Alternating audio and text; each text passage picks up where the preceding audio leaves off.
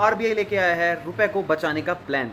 Power finance Corp, bank of Baroda, axis bank, ये तीन Indian companies इस हफ्ते 1.5 बिलियन डॉलर्स का कर्जा ले रही हैं, लेकिन इंडिया से नहीं, डॉलर में, यानी फॉरेन से।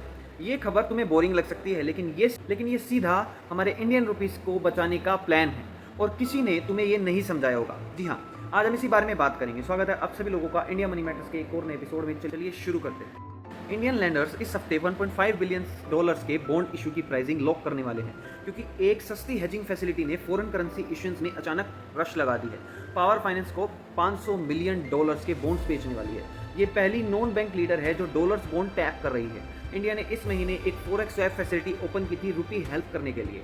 Bank of Baroda 500 million dollar के 5 ईयर डॉलर बॉन्ड्स बेचेंगे। एक्सिस बैंक 500 मिलियन डॉलर के परपेचुअल डॉलर्स बॉन्ड बेचेगा। तीनों मिला के 1.5 बिलियन डॉलर एक हफ्ते में सेल होगा।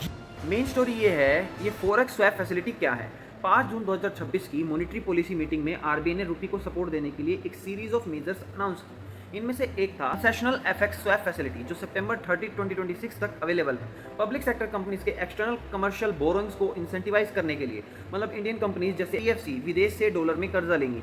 नॉर्मल करेंसी रिस्क होता है, अगर रुपये वीक हुआ तो रीपेमेंट महंगा हो जाता है। आरबीआई ने बोला हम ये हेजिंग कॉस्ट पूरी तरह बियर करेंगे। ऑथराइज बैंक को फ्रेश 3 से 5 साल की एफसीएनआर डिपॉजिट रेस करने के लिए, यानी आरबीआई खुद हेजिंग कॉस्ट उठा रहा है। बैंक्स को रेगुलेटरी फ्लेक्सिबिलिटी मिल रही है और ये विंडो टाइम बाउंड है। एलिजिबल ईसीबी बोरिंग्स को fixed 1.5% annual cost per swap किया जा सकता है दिसंबर 31, 2026 तक के फ्लोज के लिए। समझ लेते हैं इन सबका इंडियन इंपैक्ट क्या होगा। पहला, रुपी स्टेबिलिटी। ये स्वैप विंडोज रुपीस को एक क्रेडिबल पॉलिसी लाइफलाइन देते हैं। ऑयल प्राइसेस, आउटफ्लोज और यूएस यील्ड्स का प्रेशर अभी भी रहेगा, लेकिन रिस्क का बैलेंस बदल गया है। स्ट्रॉन्गर रुपी मतलब imported phone, electronics, edible oil सब तुम्हें सस्ता मिल सकता है।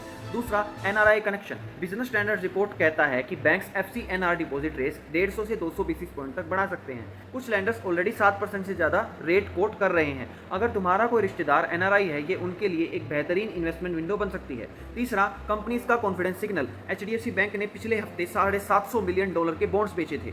जब इंडिया के टॉप लैंडर्स ग्लोबली इतना बड़ा कर्जा उठा रहे हैं बिना किसी डर के, तो ये सिग्नल है कि इन्वेस्टर्स अभी इंडिया पर भरोसा कर रहे हैं, ईरान वॉर और ग्लोबल अनसर्टेनिटी के बीच में। इससे पता चलता है कि हमारा इंडियन रुपीस अब स्टेबल होने वाला है। ये सिर्फ बैंकिंग न्यूज़ नहीं है, ये आरबीआई का वो क्वाइट ऑपरेशन है जो तुम्हारे रुपए की वैल्यू को बचाने के लिए चल रहा है। वीडियो पसंद आई हो तो लाइक जरूर करना, चैनल को सब्सक्राइब करना और ऐसे यूनिक टॉपिक्स लाने के लिए अपने भाई को सपोर्ट जरूर करना। जय हिंद, वंदे मातरम।